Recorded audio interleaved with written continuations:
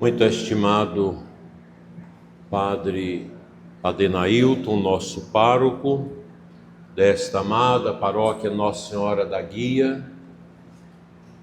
aqui de Alvorada do Norte, Goiás. Estimado Diácono Canuto, funcionário aqui do aeroporto de Alvorada e que serve também com a sua presença. Queridos irmãos e irmãs, festeiros, todo o grupo de trabalho da Festa do Divino neste ano, nesta paróquia. Celebramos hoje o 4º dia da novena do Divino Espírito Santo, dentro desse tempo tão expressivo e bonito que a nossa Diocese de Formosa está vivendo, o ano do querigma, o ano do anúncio, o ano de voltar ao essencial da fé cristã, em preparação ao nosso jubileu de 50 anos da Diocese, a ser celebrado em 2029. No ano que vem, o tema será o querigma, 2028 a catequese, e no ano jubilar 2029, nós vamos mergulhar no sentido da mistagogia, a vivência dos sinais da fé. O essencial da nossa fé cristã não é uma teoria, não é uma ideologia, não é um sistema de pensamento, não é um conjunto de regras. O cristianismo é muito mais do que isso. O centro da nossa fé cristã é uma pessoa, nosso Senhor Jesus Cristo, morto, ressuscitado e que está presente no meio de nós. E somos chamados a fazer no nosso coração, no nosso interior, uma experiência libertadora da presença de Cristo em nós. A primeira leitura dos Atos dos Apóstolos é impressionante. São Paulo encontra discípulos em Éfeso e lhes faz uma pergunta direta: vós recebestes o Espírito Santo quando abraçastes a fé? E eles responderam: nem sequer ouvimos dizer que existe um Espírito Santo.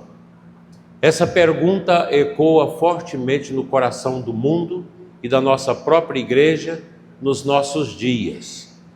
Quantos cristãos foram batizados, fizeram até a catequese, receberam sacramentos, mas ainda não tiveram uma experiência profunda do Espírito Santo em suas vidas. Porque o Espírito Santo, quando acolhido, ele realiza em nós um despertar dos carismas inerentes ao batismo. Na renovação carismática católica, chamam isso de batismo no Espírito Santo. Quantas pessoas conhecem coisas da religião, mas não tiveram o coração incendiado pelo amor de Cristo? É exatamente aí que entra o querigma, o anúncio fundamental da fé. Durante esse semestre que vem, todas as nossas foranias vão trabalhar esse tema do querigma. Eu estou apenas fazendo uma introdução para aquilo que virá depois, substancialmente, para a vida de todas as nossas lideranças. O querigma é o primeiro anúncio da fé, é uma palavra grega. É o anúncio fundamental da igreja. São João Paulo II dizia que o querigma é o anúncio que deve sempre voltar a ser proclamado, porque ele desperta o coração dos fiéis para Deus. O querigma possui pilares muito claros. Por exemplo, os temas do querigma: Deus nos ama, o pecado nos afasta de Deus, Jesus morreu e ressuscitou para nos salvar dos nossos pecados, é preciso converter-se profundamente a Ele e ter fé, receber o Espírito Santo e viver na igreja comunidade, lugar do anúncio fundamental do Evangelho e do esclarecimento dos mistérios da fé pela catequese e a celebração desses mistérios através da liturgia, para que o crente, o católico, possa saber vivenciar a mistagogia dos gestos, dos sinais, do altar, do ambão, da pia batismal, do círio pascal e de tudo aquilo que compõe os grandes sinais da nossa fé. Assim como a festa do divino possui a bandeira, possui a coroa como elementos fortes, símbolos fortes, sinais preponderantes da novena, o conjunto da igreja também possui muitos sinais nos quais nós devemos mergulhar. O problema pastoral e que inquieta os bispos, as lideranças da igreja, é que muita gente recebeu apenas uma instrução religiosa, aprendeu os mandamentos da igreja e da Sagrada Escritura, mas não fez a experiência pessoal de Jesus Cristo. A renovação carismática católica, eu não sei se tem alguém aqui que é da renovação, levanta a mão. Não tem? Tem pessoas da renovação. A renovação carismática trouxe para nós, a partir de 1967, esse espaço de uma oração mais profunda, precedida de um anúncio profundo de Jesus à vida das pessoas. Por isso a renovação, na década de 70, 80 e 90, fez um grande movimento de evangelização no mundo e aqui no Brasil. Eu também sou fruto desta evangelização da renovação, já como padre, porque eu tinha feito o seminário, filosofia, teologia, tudo isso, conhecia a doutrina, conhecia a teologia, mas eu ainda não tinha experimentado profundamente no meu interior uma transformação da minha vida com a presença real de Jesus. A gente tinha aquela ideia de Jesus, como muitos de nós temos, do Cristo, da cruz que nos salvou, mas e a experiência pessoal? Esse encontro pessoal com Cristo? A renovação fez isso de maneira muito profunda, com seus seminários, com a experiência do batismo no Espírito Santo, com os momentos do louvor, que a gente aprendeu a louvar, a clamar o poder do Espírito Santo. É isso que precisa na igreja. O grande cardeal Suenes, que acompanhou a renovação carismática na década de 70 e até o início de 80, trabalhou isso muito. Esta semana, providencialmente, chegou a minhas mãos um presente, alguém mandou, não sei de onde, um combo de 3 livros do cardeal Suenes sobre a renovação carismática, sobre essa experiência pessoal de Cristo, porque a renovação leva as pessoas à experiência de Cristo para que elas possam compreender a igreja. É precisa a experiência de Deus para a gente compreender profundamente a igreja. Sem essa experiência espiritual verdadeira, a fé vai ficando fraca, superficial e sem força missionária. Quem recebeu o Espírito Santo, quem viveu profundamente a renovação, sente vontade de orar pelas pessoas, de falar de Cristo para as pessoas. Isso é porque o batismo do Espírito Santo, essa liberação dos dons do nosso batismo sacramental, pela nossa entrega a Jesus, pelo nosso clamor à ação do Espírito Santo dele na nossa vida, nos dá coragem para a missão. Porque a missão não pode ser algo racional.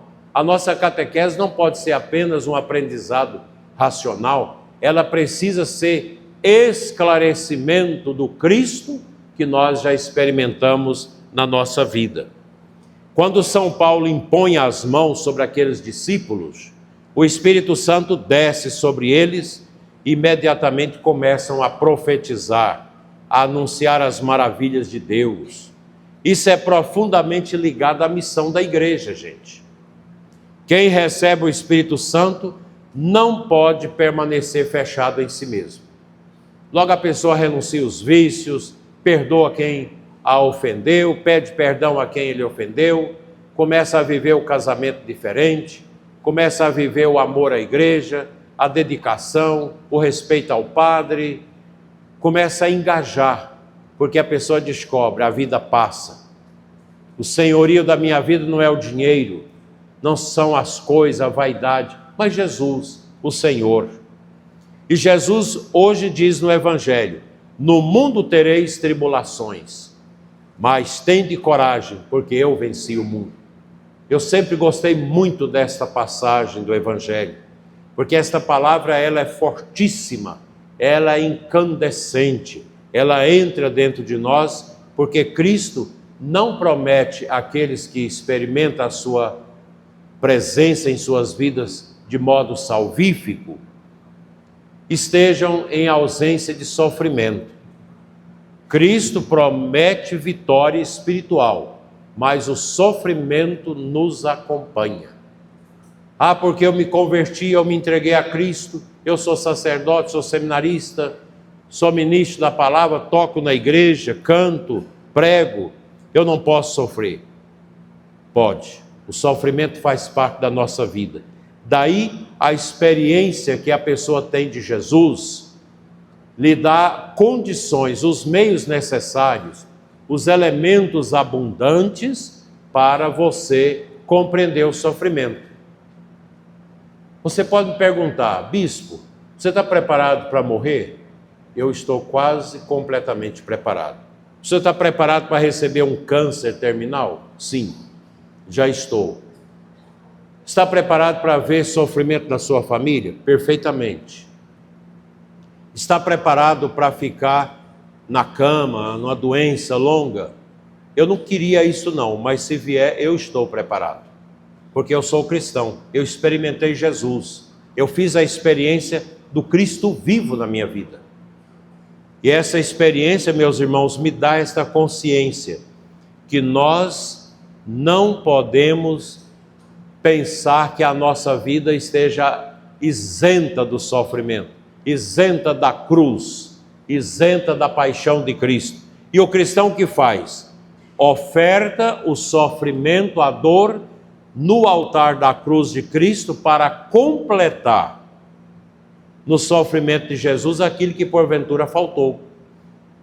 O cristão cheio do Espírito Santo, ele experimenta a dor e enfrenta as dificuldades da vida com coragem.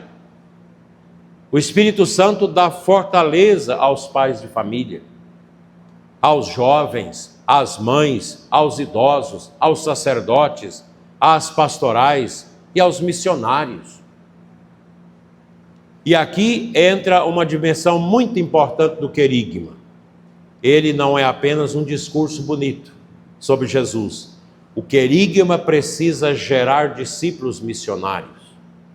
O anúncio verdadeiro leva à conversão, à participação na comunidade, ao amor pela igreja e ao compromisso pastoral, missionário, evangelizador. Há poucos dias mesmo, num posto de gasolina aqui próximo, enquanto a gente parava e a Cláudia, nossa consagrada, abastecia o carro, eu estava ali pensando nas coisas de Deus e passou um homem muito triste, cabeça baixa. Ele olhou para mim no carro e veio e bateu na porta. Eu abri. Ele estava angustiado. O senhor é padre? Eu falei: sim, graças a Deus. O que foi? Ele começou a falar do seu sofrimento. E o que eu fiz? Anunciei o querigma para ele. Falei do amor de Deus. Falei que o mundo está triste por causa do pecado. E que a vida dele estava triste por causa do pecado. E ele foi confessando. E disse para ele: a solução existe, porque ele estava indo suicidar. Ele disse: se eu não vejo o senhor aqui, eu estava indo ali atrás, naquela árvore ali, suicidar. Eu estava indo tirar minha vida. Eu falei: não precisa disso. Jesus é a solução. Aceita Jesus. Aceita Cristo no seu coração. Fui falando com ele, fui rezando com ele. Ele começou a chorar. Eu pus a mão no coração dele, o coração dele batia muito forte. Fui orando, falei: converte, peça perdão, aceita, peça o dom da fé. aceita o Espírito Santo. Rezei com ele e disse: vai procurar o padre, vai à igreja, vai à missa, vai rezar. Eu creio, e Deus depois falou no meu coração com muita paz, que aquela oração, aquela evangelização que eu fiz, deva ter inibido ele de fazer o suicídio. E eu creio nisso. Porque o querigma, meus irmãos, tira a pessoa do brejo. Não adianta eu pegar um drogado e dizer: você tem que tomar vergonha na cara, você tem que largar disso, você está acabando com a sua vida. Não. Anuncie o amor de Deus, anuncie o poder de Deus na vida dele, o poder de Jesus, o poder gerador de vida, que a fé, que a aceitação de Cristo toca no coração. A evangelização é isso. E vocês precisam evangelizar seus filhos, falar do amor de Deus, falar do pecado, falar da aceitação a Cristo, da fé que nós devemos ter nele, da conversão que nos leva a receber o Espírito Santo e o desejo de servir aqui na comunidade. Porque não existe cristianismo individualista. O cristão, ele é cristão na comunidade. Como isso é bonito!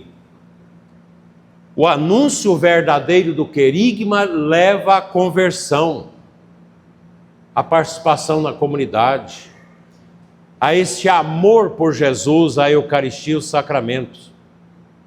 E aqui eu quero sugerir à comunidade que vocês comecem a pensar nesses encontros. Encontros para homens, encontro para mulheres, acampamentos para os jovens no carnaval, onde a gente faz o quê? Anuncia o querigma. Eu já preguei como bispo em Rubiataba, nos nossos encontros de homens que começaram lá com 50, 60, o último que eu tive lá no ano que eu fui transferido para Formosa, 523 homens. Só homens naquele encontro. Num galpão, lá na roça, a gente pregando, homens convertendo, homens arrependendo do pecado, aceitando Cristo no coração, 3, 4 padres ali confessando, aqueles momentos poderosos de oração. Quanta bênção, gente! O ano querigmático da nossa diocese é para isso. Nós precisamos anunciar de casa em casa, formar um grupo de 15, 20 pessoas que conheçam o querigma. Tem muito material para isso. Para evangelizar de casa em casa, o padre sente aquela ponta da cidade ali, precisa ser evangelizada. Vamos fazer isso nesses próximos 6 meses. 15 em 15 dias, de mês em mês, os evangelizadores vão de casa em casa, vai mapeando, rezando com as pessoas. Começa a fazer ali um grupinho de oração e logo as pessoas que estavam afastadas começam a voltar para a igreja. A igreja não pode esperar que as pessoas venham para a nossa casa de oração. Nós, todos nós aqui, precisamos ir atrás dos afastados, dos que foram batizados e não foram evangelizados. O Espírito Santo, meus irmãos, ele distribui carismas fortíssimos para a edificação da igreja. Quem edifica a igreja não é o bispo, não é o padre, não são os ministros, nem os catequistas, os evangelizadores, mas é o Espírito Santo através de nós. São Paulo fala disso amplamente. Há carismas de serviço, de ensino, carisma de orar com os outros, carisma de música, carisma de evangelização, carismas de acolhida, carisma de administrar, o CAEP, que ajuda o padre a administrar as coisas, carisma do cuidado com os pobrezinhos que passam fome, carisma da intercessão, para a gente rezar. Eu mesmo tenho um grupo de intercessão de 12 pessoas, elas não se conhecem, de vários lugares da diocese que reza para mim. Toda semana eu passo as intenções. Carisma da intercessão. Isso é igreja. Isso é comunidade. A comunidade cresce quando ela leva os raios do Espírito Santo para todos os cantos da cidade. Santo Irineu de Leão, no século II, dizia: onde está a igreja, aí está o Espírito de Deus. E onde está o Espírito de Deus, aí está a igreja. A igreja não é minha, não é do Papa Leão XIV, nem do Padre, a igreja é do Espírito Santo. Nós somos obreiros, nós somos servidores do Espírito Santo. Isso é profundo, meus irmãos. Não existe vida cristã isolada. Aí eu rezo em casa. Às vezes a gente encontra a pessoa, católico, sou, batizado? Sim. Vai à igreja? Não, padre, bispo, eu rezo em casa. Mentiroso, não reza. Quem não reza na comunidade não reza em casa. E a oração só em casa não vale. Tem que ter a igreja, tem que ter a reza na comunidade. E a missa é o mais importante de tudo na vida da igreja.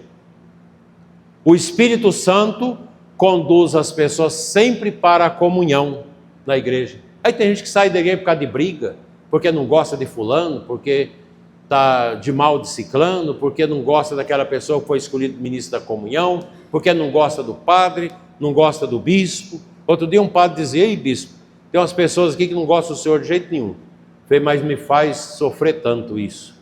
Isso é a coisa que eu não importo. Eu não preciso do amor de ninguém. Agora eu preciso de amar. Um padre, um bispo, uma mãe, um pai que fica precisando do amor de filhos? Não. A gente tem que amar. O pai e a mãe têm que amar os filhos, mas não precisa do amor deles, não.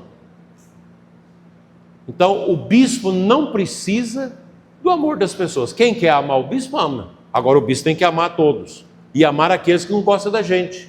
Rezar por eles, né? Então, tem muito isso na igreja.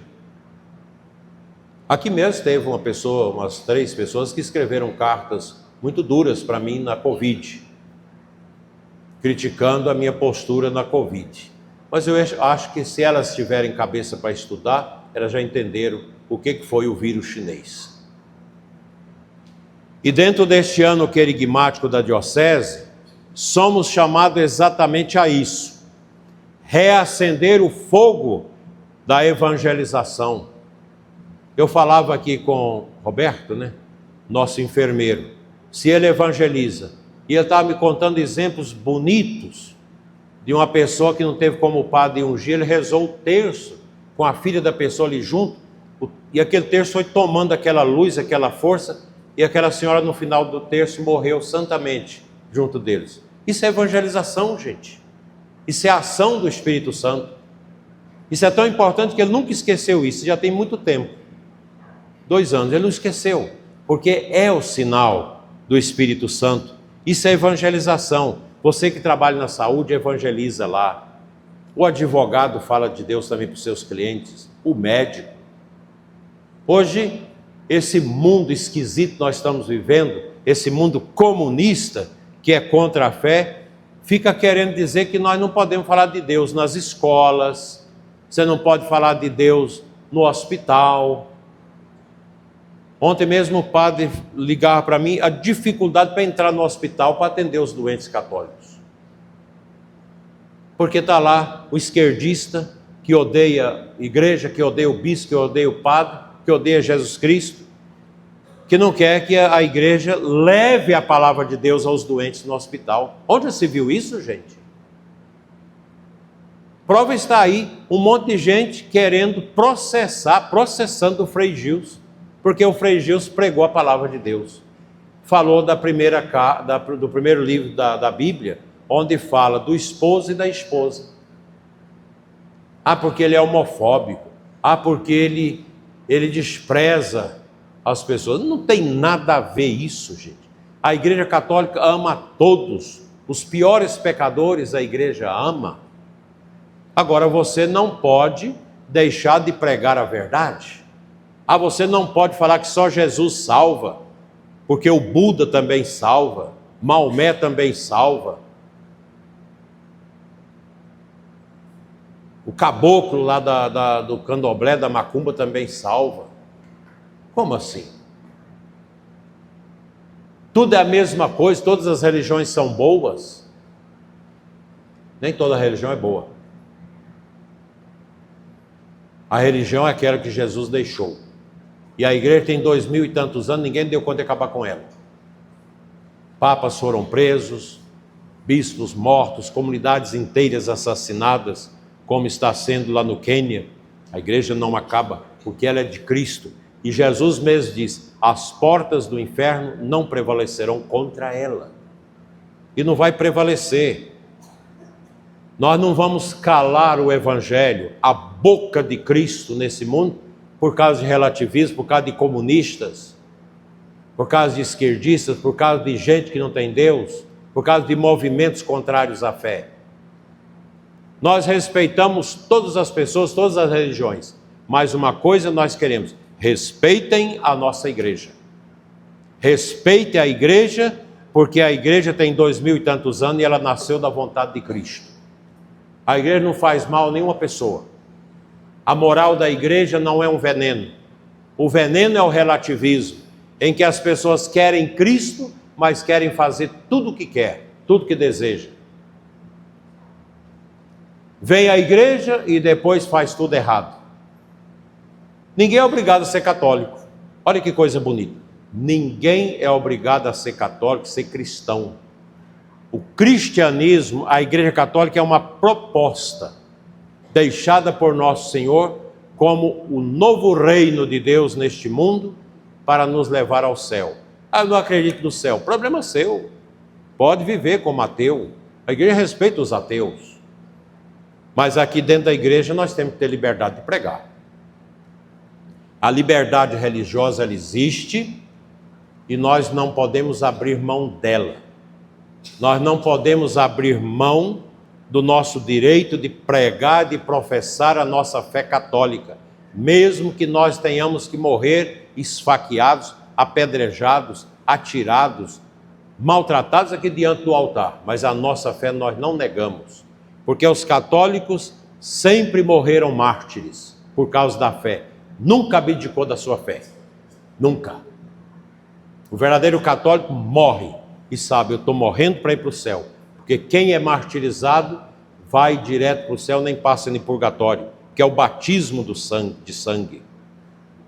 Então, meus irmãos, o Espírito Santo muda completamente a nossa vida para que nós sejamos bons, para que nós sejamos luzes para os outros. É muito bonito ser católico. A igreja católica é difícil, mas é bonito. Uma igreja que traz Jesus para nós, para a gente compreender a nossa sexualidade, compreender a vida de família, as nossas relações com o dinheiro, com os negócios. Como é bonito ser católico. Católico é diferente no seu jeito de vestir, no seu jeito de comportar. O católico verdadeiro. Tem muita gente que diz católica, mas não pratica a fé. E aqui está a grande pergunta desta noite, no quarto dia da nossa novena aqui em Alvorada. Nós realmente recebemos o Espírito Santo? A gente podia até mandar levantar a mão, mas nós não vamos fazer isso. Mas é preciso que o grupo de oração da Renovação Carismática retome essa caminhada para levar as pessoas a essa experiência profunda do batismo no Espírito Santo, para serem verdadeiramente católicos. Ninguém pode compreender bem a missa se não tem essa experiência pessoal de Cristo. Ninguém pode entender o que é o padre se a gente não tem a experiência de Jesus. Ninguém pode entender a confissão sacramental se a gente não tem a experiência pessoal de Jesus. Ninguém pode entender a igreja, o Papa, os bispos, os cardeais, a organização visível da igreja, se não tiver a experiência do Espírito Santo. Não apenas sacramentalmente, mas existencialmente. Porque na crisma nós já recebemos o Espírito Santo, que confirma o batismo, que traz também os dons do Espírito Santo. Mas na minha existência, eu experimentei a transformação interior realizada pelo Espírito Santo. Nossa vida mudou. Nossa fé produz frutos. Ou eu tenho fé aqui dentro da igreja, mas quando saio lá fora, eu faço o que eu quero. Já tenho camisinha na carteira para ir para motel, para ir para o pecado. Não, isso não é ser católico. Quem experimenta o Espírito Santo cria ardor missionário. E nós temos esse ardor missionário. Você tem preocupação de evangelizar seus empregados, seus funcionários, seu patrão? Eu tenho testemunho de empresários que se converteram por causa de gerentes, de funcionários. Eu lembro de um homem rico, há muito tempo. Ele se converteu porque um dia, seu funcionário, de manhã no sábado, chegou mais 2 homens, eles eram congregados marianos. Na casa bateu, ele levantou lá de bermuda para ver. Era o empregado dele, disse: doutor, a gente pode entrar na sua casa para fazer uma oração? E eles que foi tomado, porque eles já vinham rezando, eles estavam preparados. O evangelizador prepara em oração antes de evangelizar. Quando eles entraram na casa dele, tinha um oratório, e eles cantaram o ofício de Nossa Senhora ali, rezaram com eles, evangelizaram, mudou a vida deles. O homem depois se tornou até ministro da comunhão na igreja com a esposa.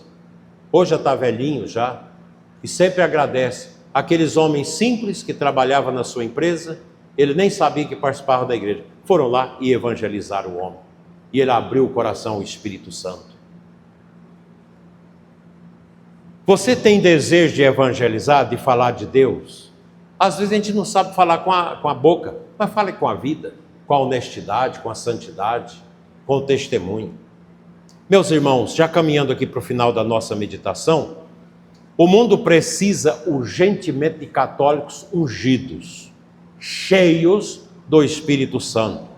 O mundo precisa de homens e de mulheres que testemunhem Cristo sem medo.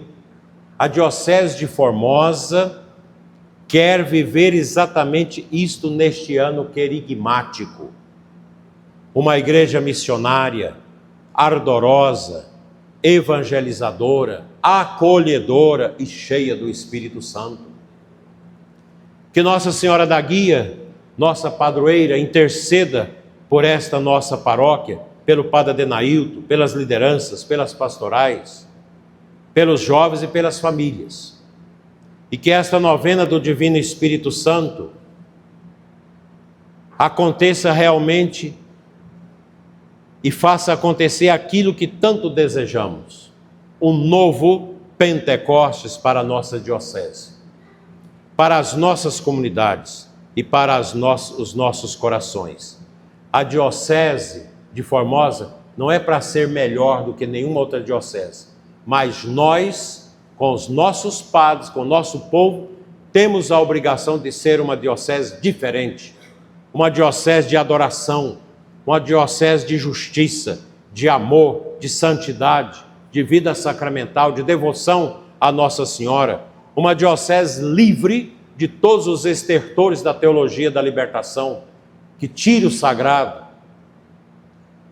que tira a nossa piedade, o nosso zelo pela Eucaristia, pelos sacramentos e pelo nosso povo, pelos pobres e por aqueles que precisam ser evangelizados. Vinde, Espírito Santo, todos, enchei os nossos corações dos vossos fiéis e acendei neles o fogo do vosso amor, assim seja. Amém.